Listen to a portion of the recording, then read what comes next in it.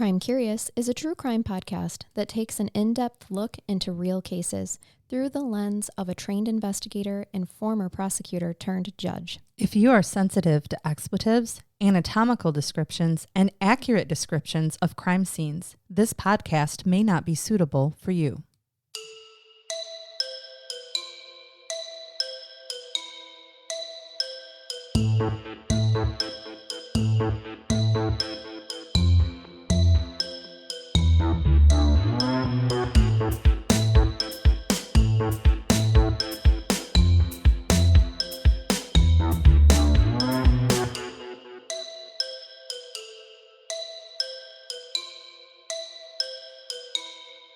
Welcome to Crime Curious. I'm Charnell. I'm Megan. And I'm Brain Beth Jason. Hey, Brain Beth Jason. Brain Beth? Yeah, did you see our post?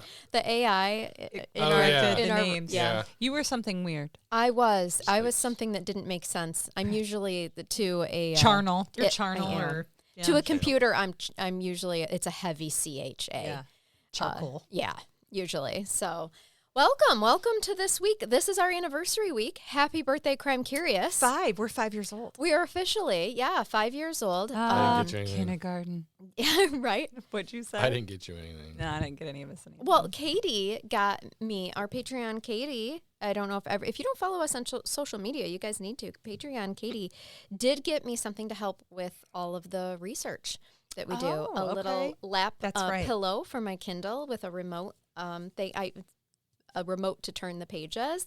Wow, she's a robot to turn her pages, I Jason. Do. I felt so magical. Yeah. Like it was like a wand. I'm like, because previous to that. Well, I know how she feels about wands, so. I had to hold the whole thing myself in my hands, my actual real hands, which is just... They're tiny. On set, your little baby They're hands. so little. My little baby hands. And then I would have to take a finger and swipe the page. God. It's exhausting. How exhausting. You know how many hours of research I do for this podcast, yes, you know. guys? We know. So now Katie took care of me. Now cut that time in half. Yes, I think it will. We can do twice as many episodes. That's great. Yes, That's yeah. great. I am magical. I feel like Harry Potter every single time that I click it and it goes. Oh, God. It's great. Sometimes I will coordinate it with my blinks. So I'm like, I Dream a Genie, where she just blinks and something happens. Yeah. Do you remember that show? Yes, I remember that so- show. Yeah. How do you remember that You're so show? bored. Well, my mother had an adult foster care home in our house. I they grew up watched with a bunch of old The Love people. Boat and all that stuff. We Yes. should shake our Gregory. Let's shake it. Oh, I do. Ula's saying hello today to the people on camera. I do want to tell everybody, for those of you that get the video episodes, it only took me 1 month to officially come on camera in troll mode because I am doing the founding father low I see it. ponytail You look today. I don't know Yeah, the difference. I liked Farmer Charnel from when I was gone. Farmer Charnel was fun. I did. Farmer I enjoyed Charnel it. is fun. I searched don't- really hard for overalls, but I don't have any. I don't know so. that. How do you not? I don't have any left. Oh gosh, you gotta get him back. I'm gonna you gotta have get him to. back. It's a Or lot some of of your fun. husband's waiters. They'd come up to like my ears. That's true. I don't. That is I don't very think they'd true. be comfortable. No, I agree. So we have a great case today, you guys. We have a listener case suggestion today.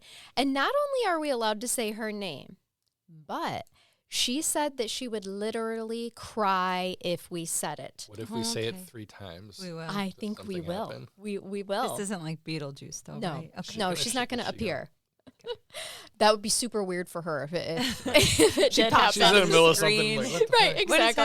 happening? She's taking a dump. So that would God. see that would be my luck. If this was Yes. real, if that could really happen, someone would say I'd be my in the name shower. 3 times, right? Just I'd sitting be in the there reading shower. your book, playing your phone. Be like, Yep, in a really compromised position and fun. I mean, I guess I should save this for the brain bath, but one of my children did walk in on me going to the bathroom today because we discovered our bathroom door lock doesn't actually lock.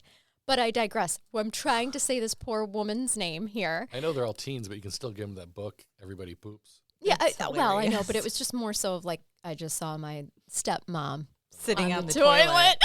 Yeah. That'll do it. Yep. That's a therapy that'll ruin bill. some One things. thing Yeah. when Yeah. it's your mom, a It whole is. nother when it's your stepmom. Right. But anyway, And you're like, hi.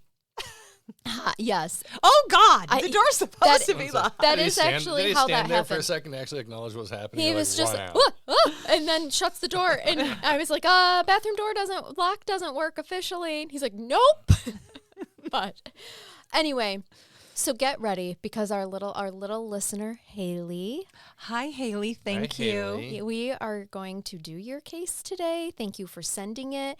And I'm sure when she said she was going to cry, she meant in a cleansing way, not Yeah. in like, any sort of bad way.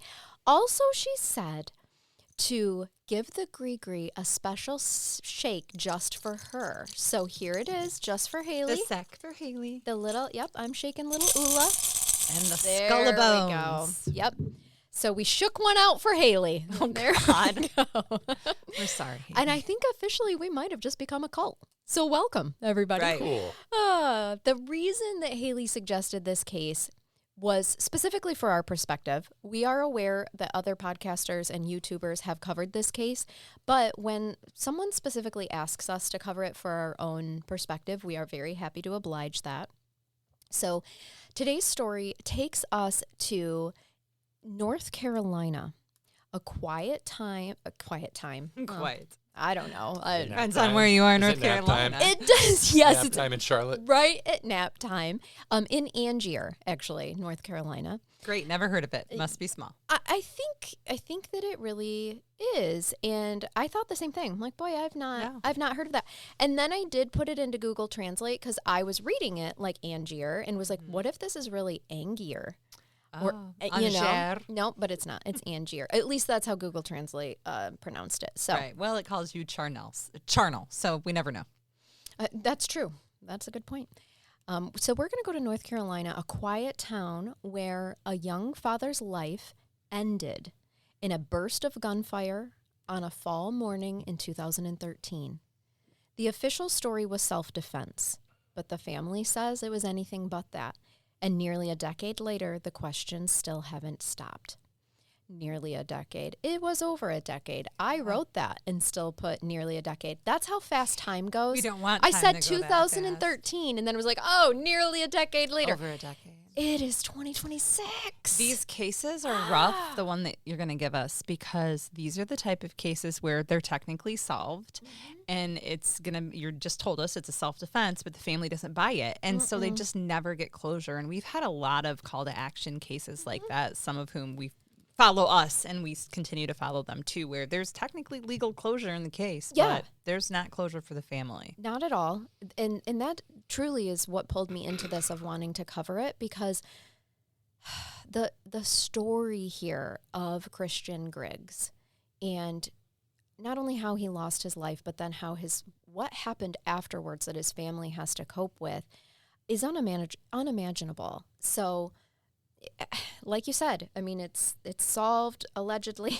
it's solved, but it's hard to digest. Okay. So this is the story of Christian Griggs, his life, his marriage, and the morning everything changed.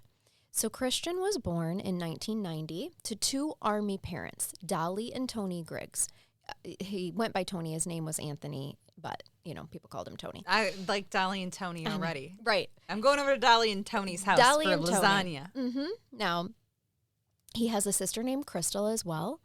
He had a loving childhood defined by movement, discipline, and deep family bonds. Remember, Army. both of his parents are in the military. Yes. So he spent his early years relocating from base to base before the family eventually settled in Angier, North Carolina. Friends and family described him as being charismatic, warm, and quick to make connections, the kind of young man who walked into a room and left with new friends.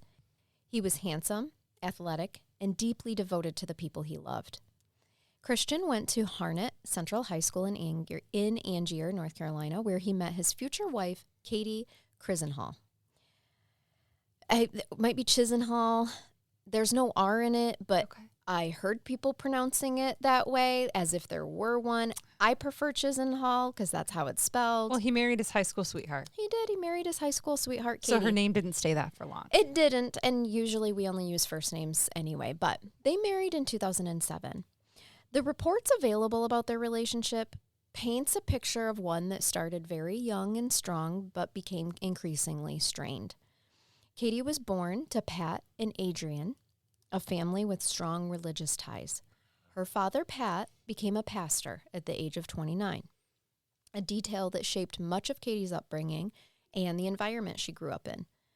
She was the younger brother of 2 children with an older brother named Patrick, and the household was structured, faith-centered, and traditional.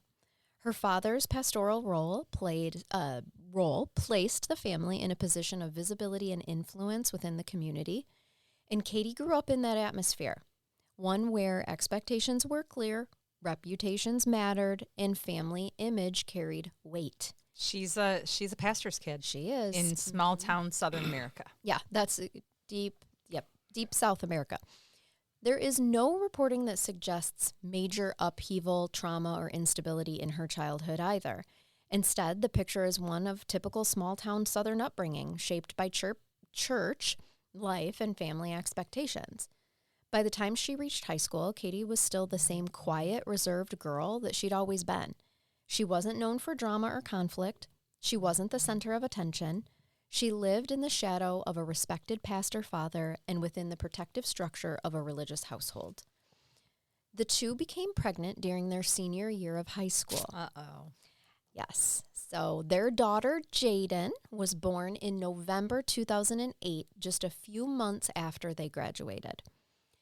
Something that I haven't mentioned yet is that Katie is white and Christian is black. Oh, okay. Yep. They had What year is this? 2008. Okay. Their interracial relationship made some in Harnett County uneasy. That was reported by Tony and Dolly Griggs, Christian's parents. Neither side of the family was pleased when Katie got pregnant. I mean, they're seniors in high school. I get that. Okay. Christian originally attended NC State University on an ROTC scholarship and planned to become an officer and to study engineering. Okay. But when Jaden was born, he made a deliberate choice to forego the scholarship and to enlist so that he could financially support his new family. All right. So instead of going the officer route, he decided to go through the whole boot camp thing and start from the bottom up. Yes. And that probably didn't make his parents super happy either. They did want him to continue with his ROTC scholarship as planned. You know, that's what his life plan had been prior to having a baby, right? But babies are beautiful blessings, but they do often mess up plans. Yeah, you do have to shift. You have to shift. Sometimes that's shifting into alignment that you didn't see coming. For Christian, coming from an Army family, he understood the benefits of joining the Army and the responsibility that he had to care for his family.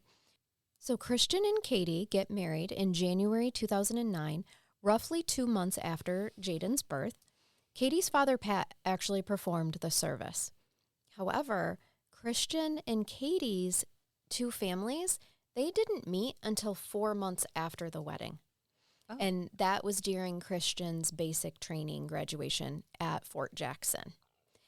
I think that for whatever reason, Katie's family comes to the wedding, but not all of Christian's did. So they didn't meet until he was graduating from basic training.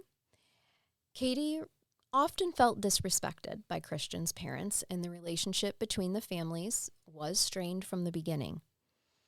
After Christian's basic training, the couple moved to Augusta, Georgia, where he continued Army communications training. And at this point in time, Katie's family brought a trailer of Katie's belongings to help with the move. Like they are being supportive of this relationship and, you know, their granddaughter, and the fact that she's got to now move away to Augusta, Georgia while her husband is stationed there, right? Their time in Georgia was full of a lot of ups and downs for them. I'm not going to sit here and pretend like I know anything that went on inside those walls, but what we do know is that there were multiple 911 calls during their time in Georgia. Okay. Some involving claims that Christian was suicidal, which he actually denied. But both were very, very young, navigating parenthood with little experience. The two fought often. And that was coming from Dolly Griggs, said that. Were there allegations of domestic abuse, or right now we're just hearing verbal stuff and then allegations that Christian was suicidal? Right. Yes. He was struggling. And then he gets a year-long deployment to Iraq, Okay. which intensifies the pressure on their family, okay? From late 2009 to early 2011, during the drawdown period over in Iraq, that is when Christian was there. Okay. So let's take a moment to recognize that this is not easy for this young couple either. They have a new baby, a new marriage, and now a deployment. So when he comes home, they eventually moved back to North Carolina, hoping for a fresh start, okay? And now he has more trauma. Yeah, certainly. He's an active duty veteran. Mm-hmm. Yep. And Christian ends up serving 3 years in the Army, and he completed his service. I do want to insert here that some media outlets and even podcasters have reported that Christian was dishonorably discharged from the Army, but that's not true. He received a general discharge that was honorable status. Great. I think sometimes people hear 3 years and they're like, no, it's a 4-year term. But right. I know plenty of people that were honorably discharged after they've served 3 years or whatever. Yeah. It can happen. Yep. About after 4 years together and surviving the move to Georgia, the couple decided to go their separate ways in the spring of 2013. At the time, Katie actually lived next door to her family in Angier, North Carolina, and Christian had enrolled at NC State and moved to Raleigh. He came back on the weekends to spend time with their daughter, and Katie had hired a lawyer to draft separation papers. The document granted Christian weekend visitation rights, and that copy of those rights is readily available online. Okay. And so somebody published the custody papers. Yeah. On the evening of July, I don't even know why I said July. It's clearly October in my notes, but I don't know where my mind was. Someplace warmer, I guess. Yeah. On the evening of October 11th, 2013, Christian tried to pick Jaden up, but he argued with Katie instead. At the time, Katie told the police that Christian was angry about a quote-unquote close friend taking Jaden to the zoo. So I'm guessing this was a male coming into his daughter's life for the first time since their separation. Yep. And as a result of this argument, he actually took the AC unit out of the window at her house. I don't know if it was because he was trying to gain entry or because he was pissed off, like, this is mine, so I'm taking it. To me, it just sounds petty. Now you're going to be hot. Young, exactly. Yes. Well, screw you then. I'm taking this out. Now, yes, it's North Carolina. You're gonna be hot. Yeah, I agree. I mean, we need to continue to reiterate how young this couple is, okay? And Christian left, but the tension didn't resolve. Their encounter was so heated that after Christian left, Katie went to the Harnett County Magistrate's office to swear out a warrant for his arrest for criminal domestic trespass, a misdemeanor that involves a spouse returning to or staying at a formerly shared residence after he's been asked to leave, or she, okay, according to the copies of those warrants. The warrant was not served, court records show, just so you know. Okay. It was sought, but it wasn't served. That was October 11th. And I actually think that the warrant was sought after the very next morning, October 12th, 2013, because there are reports that Pat took Katie to the courthouse that morning and they returned around 10:30 a.m., but they don't actually have the warrant yet, okay? And so without knowing that there is a warrant in the works for him to not return to this residence that he previously occupied, Christian returned the next morning, October 12th, 2013, to pick up Jaden. Right. He hasn't been served. He doesn't know he's not legally allowed to be there anymore if a judge has even signed it. And he's exercising court-ordered parenting time, at least in the separation agreement. He is, and his grandmother had flown in the day before from Michigan, Oh. and she wanted to spend time with Jaden. Okay. So when he arrives the next morning, no one answered the door at Katie's house or at her parents' house. So after getting no answer at Katie's, and he goes next door to his parents, when he came over, at some point in time, he came in the morning, they weren't there. That is likely when they were at the courthouse. And then he returned. And when he returns, and he can see that they're there now because there's vehicles in the driveway, she's not at her house. She's over at her parents' house next door, and they're not answering the door, okay? So what Christian doesn't know is when he is knocking on the door, Katie's dialing 911. And a report of that call provided by the Johnson County Emergency Management shows that Katie told a dispatcher that her husband, quote, has flipped out and was, quote, threatening her and her father. About 7 minutes later, according to the dispatcher's log, Katie reported that Christian had broken into the house through a window.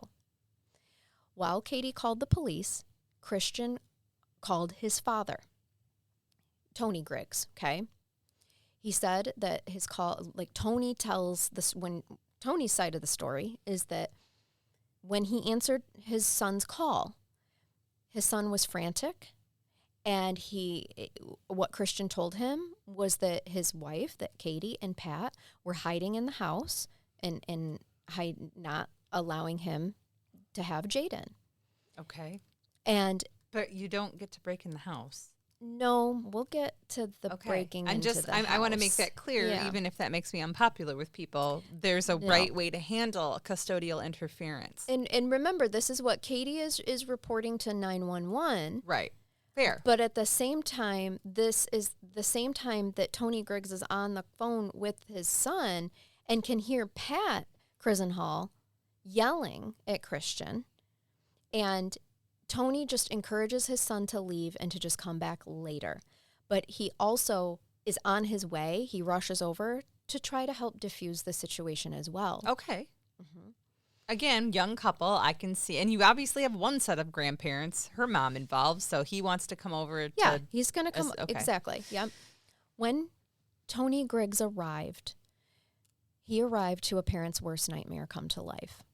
Tony Griggs found his son face down on Pat Chisenhall's porch, dead, with 6 gunshot wounds from a .22 caliber long rifle in his body.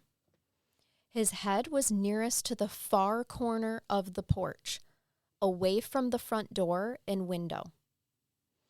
He said law enforcement's description doesn't make sense with what he saw when he arrived at the crime scene. He said the window was barely pushed open. The blinds and glass panes appeared undisturbed. According to Pat Chisenhall, however we're saying his last name, Christian was angry and demanding to see Katie. Pat claimed he feared for his safety and his daughter's. Despite not getting a restraining order in Raleigh that day, the good pastor reportedly lied to Christian about having a restraining order. Pat told police that as soon as he said that, he just came enraged, meaning Christian, and jumped out of the car and began to curse and threaten him and fight, essentially fight him. He said he didn't strike me, but he pushed me. He pushed my shoulders back and he threatened me.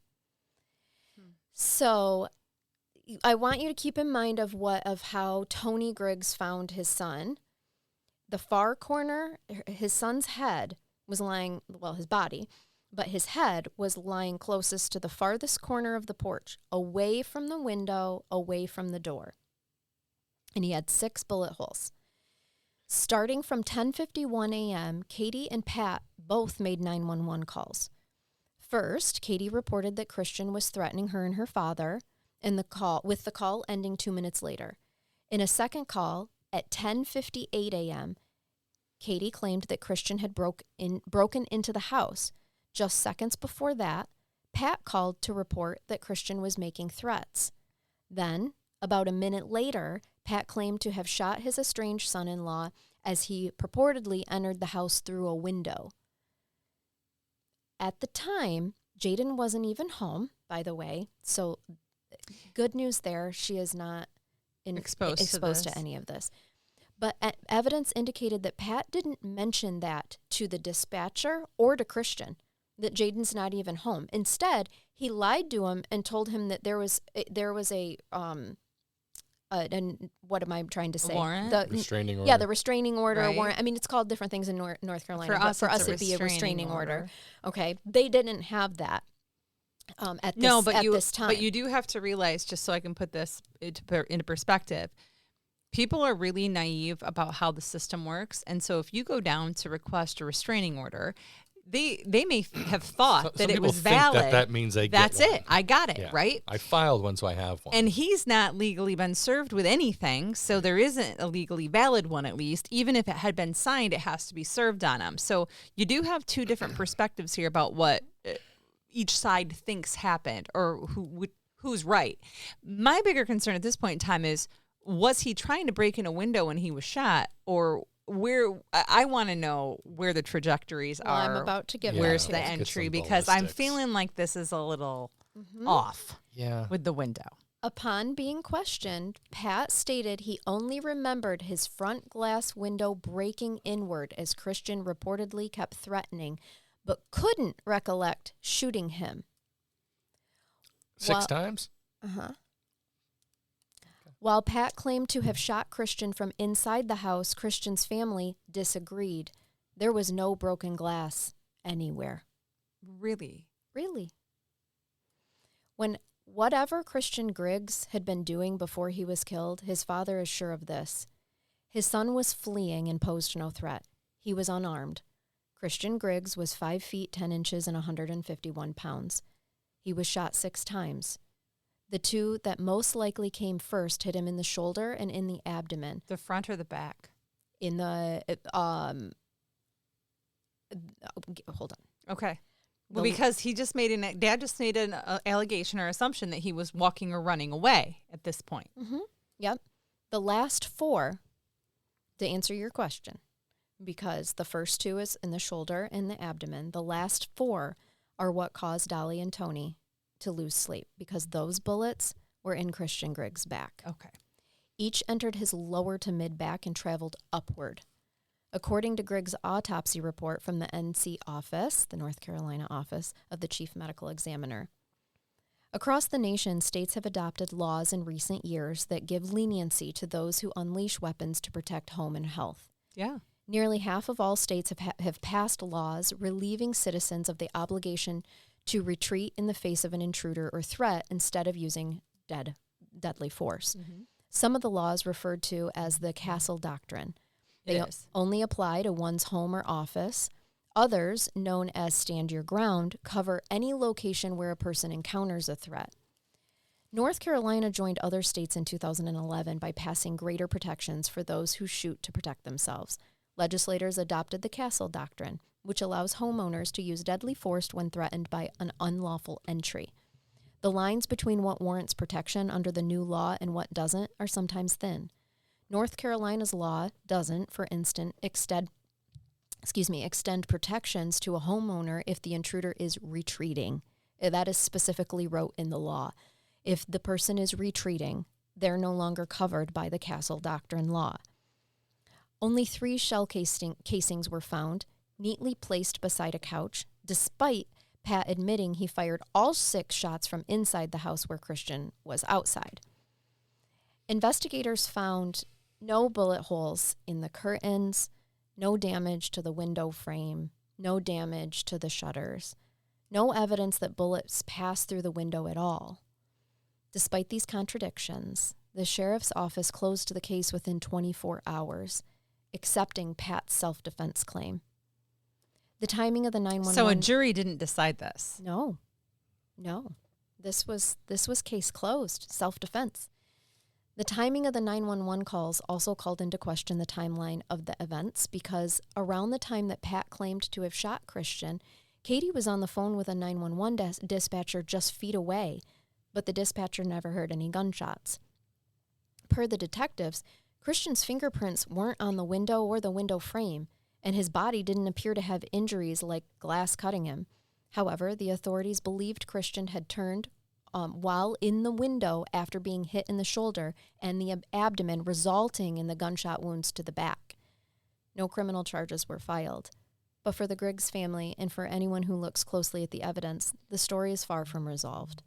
And storytelling matters, because sometimes the truth doesn't rise to the surface unless people keep asking the hard questions. Christian Griggs' parents, along with an attorney and a private investigator they hired, believe that the location and the trajectory of the slugs are all proof the prosecutors need to prove that Christian Griggs was murdered. The bullets traveled upward, not straight through, a detail that makes them believe Christian Griggs was lying down on his stomach, collapsed from the shots to his stomach and shoulder, with Pat Chisenhall fired those 4 extra shots in his back. And these are the questions that the lawyer that was hired by the Griggs family, Patrick Roberts, he's a Raleigh lawyer, and he's also doing some investigation. They just want these questions to be explored in greater depth, right? Or depth. I'm trying to say. I knew what you meant. There's a lot of death in here. They just, what I was trying to say is they want their son's death investigated properly. Bullets in the back seem to suggest there's something else at play, the lawyer says. What investigators believe that each of the shots came from inside the house at the window that Christian Griggs had tried to enter. They don't believe that Griggs was lying down, but instead they're postulating that somehow he had broke in to this window where there's no broken glass, even though Pat specifically said breaking in doesn't mean breaking glass. No, but breaking means any entry, no matter how slight, and that means just opening the window. But Pat told police he remembered the window breaking inward and then doesn't remember shooting him. But there was no through the window. There was no glass. That's a weird thing to say. No literal broken window. I know. It's just that's a weird thing to have disclosed if there wasn't any broken glass present. Right. And so what police say is that he was in the window attempting to break in, and the first shot hit him in the shoulder and the second one in the abdomen, and those spun him around, and the last 4 were in his back. Right. And Tony Griggs isn't convinced, and he says just because they tell a different story doesn't make it the truth. Though, go ahead, Jay. I feel like you were going to say something. I'm just kind of dwelling on the kind of gun that was used and the damage it would do. The 22 long rifle? It's a squirrel hunting rifle. Mm-hmm. Like I don't want to get shot by one. No. But it's not, even at a 150-pound man, it's not going to spin him around. Agreed. It's in ballistically, like it's not a bullet that goes through you. Right. It actually ricochets and pinballs inside you and causes internal damage. But like the force of it isn't going to, it probably wouldn't even knock him down. Right. Like it would hurt and he would backpedal, but it's not going to spin around like a top or knock him down on his ass. No, and he could have, if that is true, he could have, that he got shot somehow through the window those 2 times. It doesn't mean he was spun around by the bullet. He could have started to turn to run away, which I think is where his dad's coming with it. Right. Like you fired more shots after he ran away. If he was in the window and he did get shot, he would probably try and leave. But don't you feel like the gun had to have been out and already partially opened window, and that he wouldn't have been in the process of coming in it, or he was, but man, it would have been up against his skin, and then you would have had some type of mark. Yeah, like how close was he in this house? Because he didn't miss. If he took 6 shots, he hit him 6 times. So he was pretty close. Don't forget, there's no fingerprints of Christian's on the windowsill, on the window, on anything around. Christian wasn't anywhere near that window, in my opinion. Well, he might have been near it, but he hadn't touched it. No, he wasn't breaking in. He was breaking in. And remember the Castle law. Castle doctrine. It does not, in the state of North Carolina, it doesn't cover you if the person is retreating. Correct. And so this is where the family is saying this has not been properly investigated.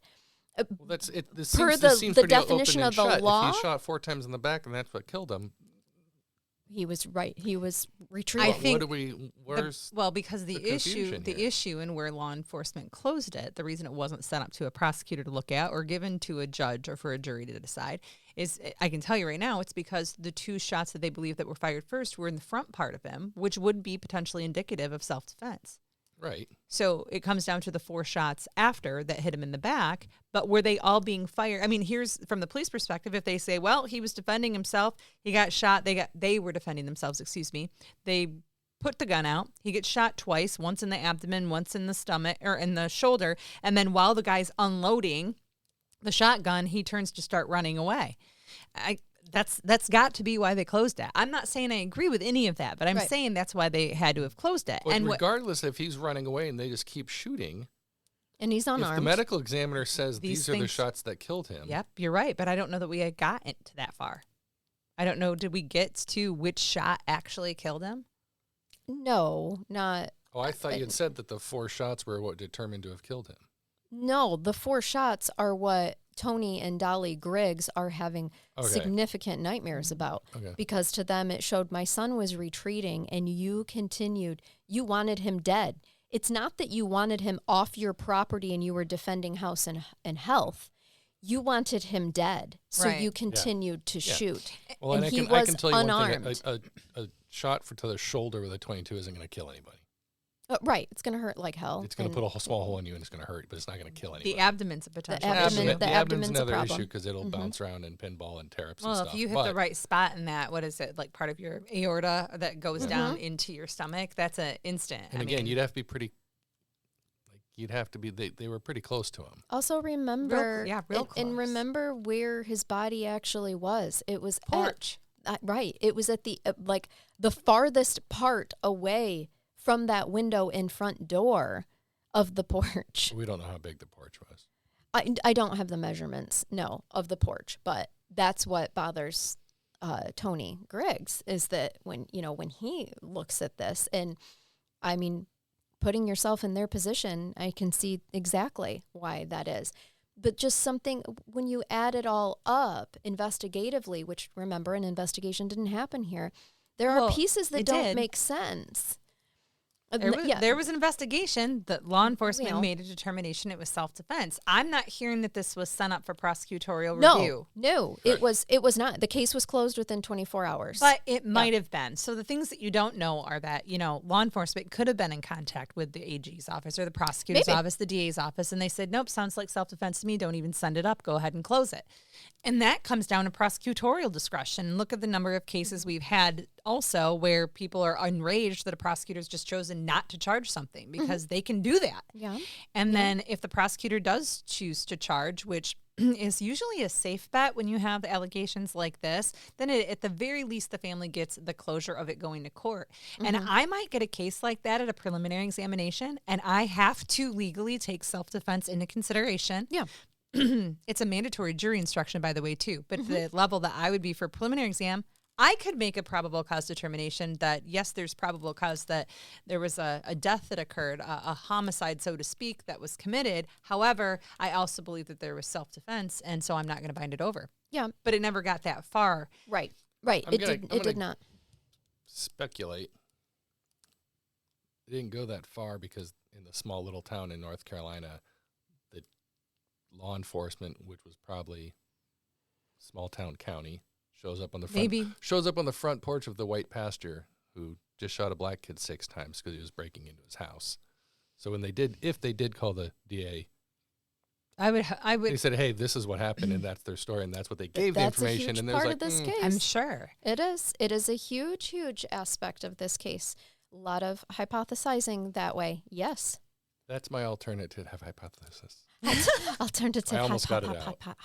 Well, and again, people can disagree, and we don't even necessarily know when we say these things whether we agree with ourselves or not. We're bringing them up because they're all things you have to consider in these situations. You can't take static factors out. It is a static, unchangeable factor that they had a tumultuous relationship, that the family wasn't fond of the fact that they were together and had a child together. Yep. And that there were some racial tensions on both sides of the family in terms of acceptance. And so it doesn't go away. You have to consider it. Right. Most certainly. And though Christian and Katie did argue often, there wasn't any court records documenting violence between the two of them.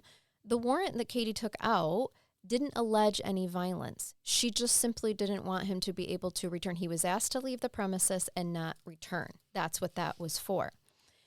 Mr. Stewart, the district attorney, said investigators did document a history of domestic violence through interviews with neighbors who described turbulence in the young couple's home.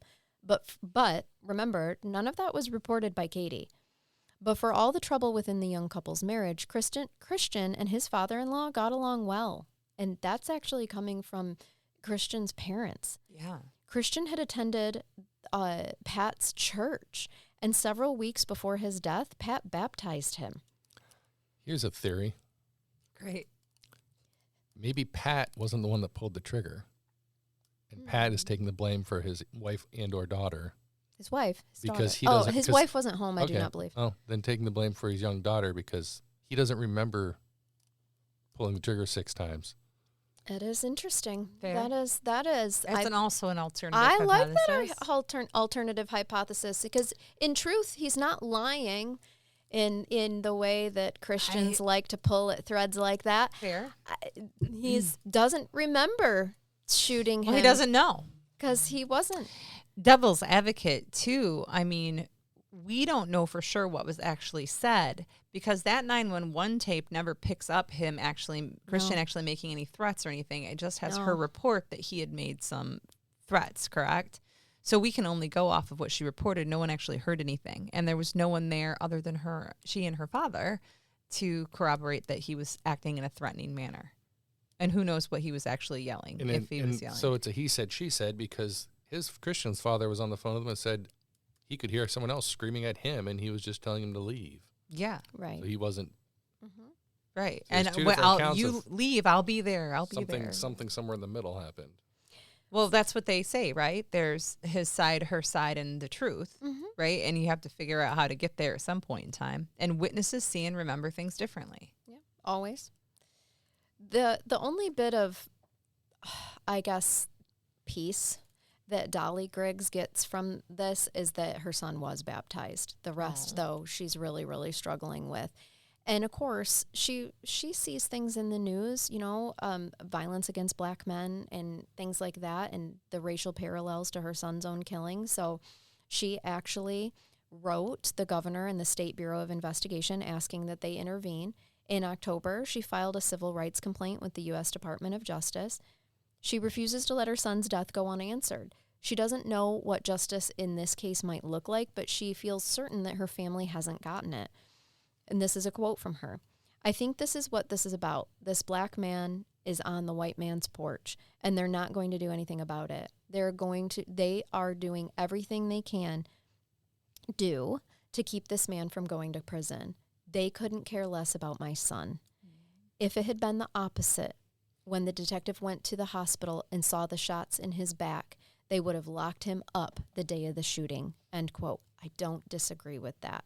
If the roles had been reversed and it had been Pat on Christian's front porch wanting to pick up Jaden, I'm not going to disagree with the fact that I think she's right. I think he would have been arrested. I don't think I don't know that she's right or not, and I'm not going to have an opinion on it because I think that she's too emotionally attached to what the situation that had happened, and I don't know what it's like to be black and live in North Carolina. Neither do so I. That's why I'm going to say that I think that she has a right to feel exactly how she feels. I could see exactly why she would feel absolutely, that way. But I'm not going to say that the investigation would have ended differently because again, if you're talking southern states specifically that have adopted very certain either stand your ground or castle doctrine type things, then it may not matter who it is. I've said for years that eventually around here someone's going to break into the wrong house because we have B&Es and shit all the time, right? Mm-hmm. So yep. Do we? Mm-hmm. Yep. I'm surprised. As anyone is dumb enough to break into a house in this town or county. I know. And here's the thing, guys. I have no idea if Pat was racist. I have no idea if race played a part in this. I'm just saying that I can see, historically speaking, why Dolly would feel that way. And I think that that's a fair quote, definitely. Oh, agreed. I'm just saying I don't have a feeling on this. Because other than I always want to see cases go through the criminal justice system the appropriate way, right. And I don't know that was done here. I can't come up with any other reason. And you can't. Why there wasn't a more thorough. Right, because they just immediately rather than their somebody made a determination that it was self-defense, and again, it didn't get someone who was not qualified to make that determination. We let a jury of 12 make that decision typically. Right. If it gets that far. Well, and the Griggs family did as is their right to do. They filed a wrongful death suit against Pat in April of 2015. In May 2015, the Associate Chief Medical Examiner, Dr. Lauren Scott, stated that Christian was either bending over or lying face down when the 4 shots hit him. According to Scott's analysis, the position is, quote, generally consistent with a claim of self-defense, end quote, which was Pat's side of the story. I didn't mean generally consistent. I messed that up. I'm sorry. Generally inconsistent with a claim of self-defense. That is according to the Associate Chief Medical Examiner. Okay. She believes that, I guess I shouldn't say she. They. I'm not sure. Yeah, because Lauren can be a man's name as well, and who knows what they identify as. But anyway, this medical examiner was able to say that those 4 shots that hit him, he would have either been bending over or lying face down already. Yeah, and So- that's enough right there with the medical examiner's stuff right there, enough to get it over. That's the Yeah. part that's going to bother me because I'm just about the facts, ma'am. Yep, So. yep, I know. I just let you guys talk while I continue on with the case. And yeah. All right.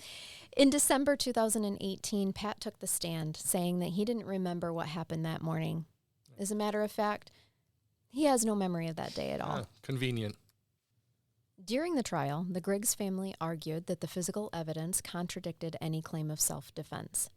It took the 12-member jury about an hour and a half to return a unanimous verdict that Pat Chisenhall is civilly liable for the wrongful death of Christian Griggs and was not protected by arguments of self-defense, defense of his daughter's life, or defense of his home. They awarded $250,000 in damage to the Griggs estate, money that will be given to his daughter, Jaden. There's usually caps on civil wrongful death suits, and I was going to ask this whole time, so I'm glad you got there, whether they had filed a wrongful death. Yep. Oh, I knew that But you would have asked me. You know I'm Yes. going to say what I'm going to say next, and you probably I already know. have it in I your do. notes. Yep. Different burdens of proof. It is. Very different. I did. Why don't you explain it? Because I had it written here, but Well, it people like depends to on hear the it from Judge Megan It anyway. depends on the state that you're in, but I'm assuming it's just a preponderance of the evidence for civil purposes. So it's just kind of a tipping of the scale that the death would not have occurred but for some type of a wrongful action. So the evidence in terms of the gunshots in the back are probably going to be more than enough for a civil case. To prove it beyond a reasonable doubt is a whole different standard, and it would require, again, just a lot more evidence and more technicalities there. And you have to convince 12 people unanimously, whereas in a civil suit, you typically just need a majority. The So majority, why yep. haven't they? Like, they can't reopen that as a They criminal could case? reopen it at any point Yep. in time Yep. because it was if they open it up as a homicide, because there's no statute of limitations on homicide. Right. I'm glad they brought the wrongful death suit though, because there's typically a 7-year statute of limitations on Right. those. Well, it possibly extended because of an actual death. I'm Maybe. out of practice, guys. Don't at But me. Oh my they've- God, she's a judge. She should know that. I actually don't have everything memorized. I have to No. look things up Yeah. sometimes. Same. I operate within the law. Yeah. I'm looking at law and policy all the Yeah. time. But they did. In 2015 is when they filed this. This happened in 2013. They filed it in 2015. Well within any SOL. Yep. So. And it was heard in 2018 Okay. where that decision was then made. And, for Dolly, she said that the courtroom saw the truth on that day. And she's also continued to call on elected officials to act. Still, no criminal charges followed. Christian's family has spent years pushing for a deeper investigation. They have questions like, why was the case closed so quickly? Why the physical evidence wasn't reconciled with the self-defense claim? They want to know whether local politics or bias influenced the Racial outcome bias. at all. Why no charges were ever pursued even after the civil verdict. And so to this day, this case remains officially closed. And I, again, thank you, Haley, for bringing this to our attention, because It's an important case. it is. And if I read about it, it was there in my mind at that time, and now has since fluttered away. I just don't have a recollection of this happening. And so I'm grateful that she brought it to us, even though other podcasts have done like major deep dives on it and touched on all of the touchy topics, that And the are a part of this. intricacies. Yeah. I think the reason that it's not always great to deep dive into a case that's never made it to court is that we don't have all of the evidence. We just don't. And there are things that law enforcement may have or know that they're not disclosing. And I'm not talking about a cover-up, even though there might be one. I have no idea. Right. But I can tell you that the reason that they don't bring charges just because there's a civil suit that you won, it's the burden of proof piece. Just showing that there was a civil burden of proof that was met in order to make an award does not mean that there's enough to charge criminally. Yep. The problem with this case, in my opinion, is that if only law enforcement made the decision without having their prosecutor look at it to make a determination, that's where my first problem with it comes in. Sure. Because while I have respect for law enforcement, it isn't their job to determine whether someone should be charged. Right. It's their job to do an investigation and send it to the people who do get to make that determination. And that's because prosecutors, typically DAs, they are elected officials who are accountable to the public by virtue of the public position that they hold. And that way, if the public's not happy with how a prosecutor's charging or not charging cases, their option is not to reelect that person. Exactly. Right? Yep. I don't like how this judge does business. I don't think she's fair. I don't like that this prosecutor charges everything. I don't like that he charges nothing. It at least puts it back in the people's hands. And with law enforcement, you don't necessarily get to do that unless you're talking about an elected county sheriff. And again, but it's the individual deputies and detectives that handle those. So there's my problem with it from an actual legal perspective with law enforcement officers or a department making decision as to whether it went up. And if I'm completely wrong and this actually went to a prosecutor and they decided not to charge, then that's a whole different conversation. Sure. And in which cases, I think that the family is still stuck with why not? What are you afraid of? Going to court. The burden of proof. Want me to tell you? Is yes, I do. Okay, I do. It's because they're afraid they're not going to win. Yeah. That's why. Exactly. Prosecutorial discretion comes into play, and if you know that you have a case where you might have probable cause to get it through the first part of the legal proceedings, the criminal proceedings, but you know that there's a potential valid legal defense, and you've looked at it and you don't think that it can be proven, then a prosecutor does have the discretion not to take that case to trial then. They do. And then your recourse, other than not electing that prosecutor again, is to do exactly the things that this family has done, and that's to reach out to the Attorney General's office and the governor's office and ask for a different agency to come in and open it, investigate it. And they could.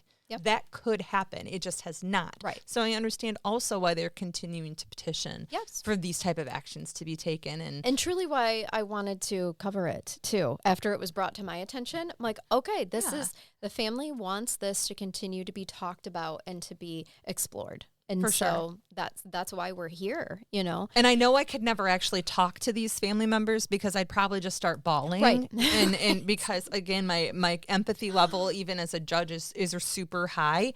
And those cases where you just you feel helpless as a judiciary official because you can't do anything until something's in front of you.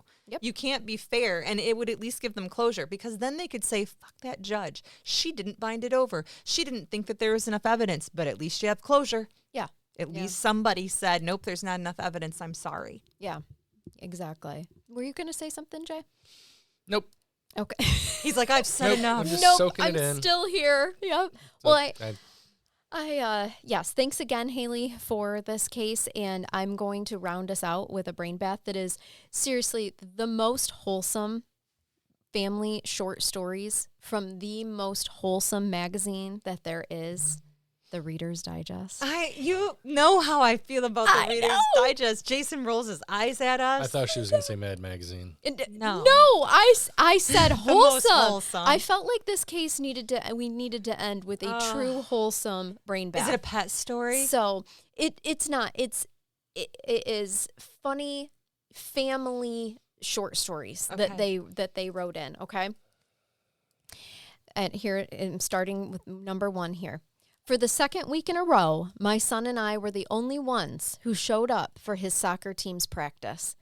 Frustrated, I told him, please tell your coach that we keep coming to practice and no one is here.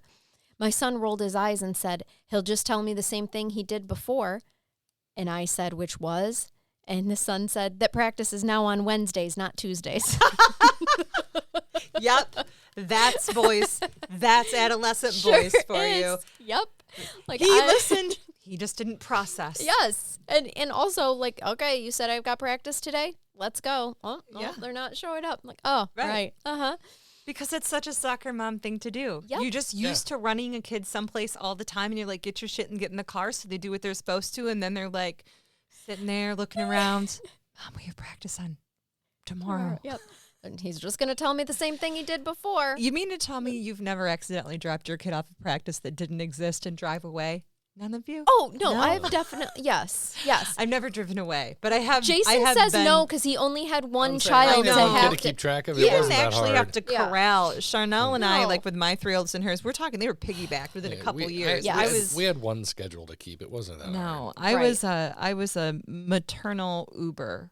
That was it. Yeah. There were Chef, so maid. many years that's all, yes, that's all you feel like. Correct. You are just a slave to their schedule, like getting them through school. I know. This next one is from a kindergartner. Okay. How was your first day of school? I asked my kindergartner. Fine, she said. They want me to come back tomorrow. Yes. Yes, they do. And you will get used to that feeling in Insist I come school. back. And that's how I felt. You feel the first day at a new job.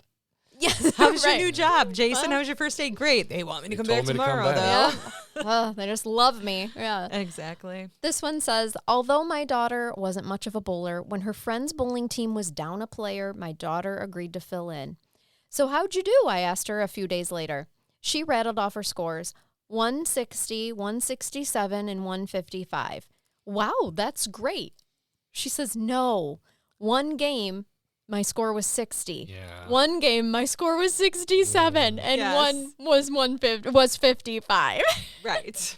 That's how Not I so bowl. good. No, that was actually submitted by somebody from Garden City, Michigan, as a matter of fact. I'm going to end on this one. During Thanksgiving dinner, my young niece Mackenzie started fiddling with my father's wedding band. And Dad said, that never comes off. You know why? Because I love your Nana. Then that's when Mackenzie informed him, Nana takes hers off. Oh, shit. That's funny. It is. Yeah. Wasn't that wholesome? It was very wholesome. I needed that. Things, I that, did need things that. that never lie. Children, drunk people, and leggings. Leggings. Charnell just gave me a pair of leggings to wear did. too, and now I'm I super did. afraid. And we have to shout out the Palette Princess on Instagram. She is one of our dear friends and coworkers, and she has quite a successful unclaimed mail following. She opens unclaimed mail. Speaking of that, if you want to we be a have something. Patreon, this month is the time to join because is. for our Brain Bath only episode this month, and that's for $10 a month Patreons, right? it is. But you know what? I think You might release this to I'm going to everyone. release it to everybody so they can see what a brain bath is like. Oh, They can I'm gonna have watch to a tone it video down, though. episode if they want You're to. I'm gonna get a little bit of a shower clean version. I may have opened one of those that's in that bag already, so I know what's in one of them. Oh, shit. Okay. All right. Yeah, Right. Jason actually went to tone the his Palette shit Princess's house, picked out the unclaimed mail for us. But yeah, I Okay. was thinking about releasing it to everybody this month just to shout her out to. I'm excited. But we have one. We have a package specifically that right now that we have to To open? that she picked Okay. out for us. Yes. And we don't know what's in these. But it's just a says black bag. It says she show. Yep. Is And that Jason doesn't get one of these? No, No, I don't because want it. apparently she got a whole pallet Got a filled with pallet, these. like a A pallet. 4x4 by 4 foot pallet of those. these. Now Is mine taco? it is, and I will tell you that Oh my she God. she grabbed a couple and she told me to choose. Oh And my she God, said- Jason got to choose these She for said, us? "Well, just Megan's."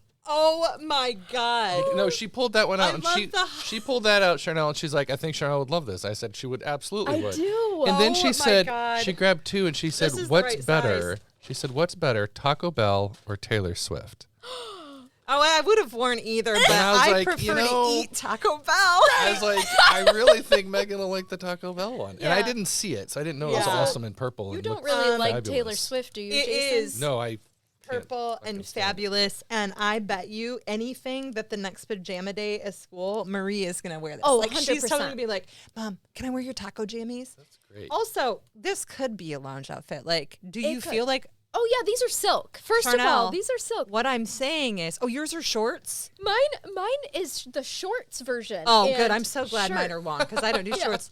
Can we wear these on the Yes. brain bath episode where we Absolutely. open? Well, you know so that's we a could rule. match his Listen, shirts. the only reason I'm only wearing plain blue is because it's still 20 degrees outside. I don't have wearing fun these long sleeve jammies, shirts. guys. So, don't have fun and if you don't sweatshirts. have Patreon and you didn't see what we just opened up, join. I don't know what to tell you. Mine, Wow. mine are a different print, but also Those are classy. just so you know, it is a rule of the Palette Princess that when you open clothes or wigs, you must don them. Okay. You must So put them here's on. the thing, 'cause so you we know, will wear these. I will forget to bring these back. So Okay. I'm going to leave them All here, right. not because I want to, because I want to take these home and wear them, but so that the next time we come record, we can do the brain bath. Yep, that sounds good. Okay. And mine, you guys, are a very classy set of silk t-shirt and short pajamas with wine glass, champagne glasses. And skis. And skis. I couldn't tell what those were. I'm like, I there's see skis- bottles and, I Skis guess. and ski poles. They sure All right. are, because those three things go together. She goes racing down a mountain holding her Chablis. I sure do. Pull a Sonny Bono And that here, way. here they are. I'm pull going to hold it something. up to the camera so people can see. Yeah. But Oh, they're yeah. pretty blue and white. Like, it's gorgeous. So thank you, Palette Princess. And if you guys want to watch somebody open some weird shit from unclaimed mail and pallets and everything, she's fun to watch. Yeah, follow her. So, and Lovely. and let her know that we sent you, that like I'm from Crime Curious, because she listens. She's listening to this right now. Jason sent you. Gotta make it creepy, man. Brain Beth Jason. Right. Anyway, thank you all so much for hanging in with us today and taking us wherever whatever you're doing on your journey. We appreciate it. Please follow us on social media. Feel free to join our Patreon if you'd like more of us in a more unhinged way than we already are. And we really hope that you keep it curious. And keep listening. Till next time. Bye-bye. Bye-bye.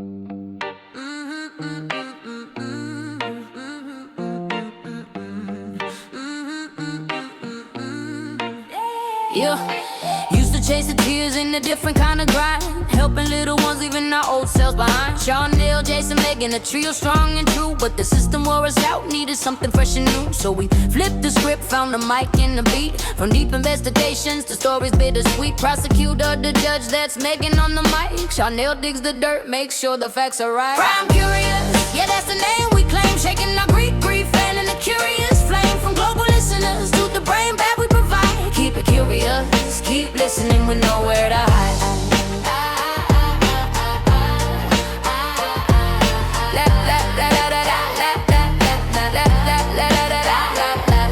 Jason's got the wisdom and the jokes to make us smile. Keeps the energy flowing for every single mile. We dive into the dark where the mysteries reside, unraveling the truth with nowhere left to hide. Laws and evidence, Megan lays it down with grace, while Charnell's deep research sets the compelling pace. Crime Curious, yeah, that's the name we claim. Shaking our grief, fanning the curious flame. From global listeners to the brain bath we provide. Keep it curious, keep listening with nowhere to hide.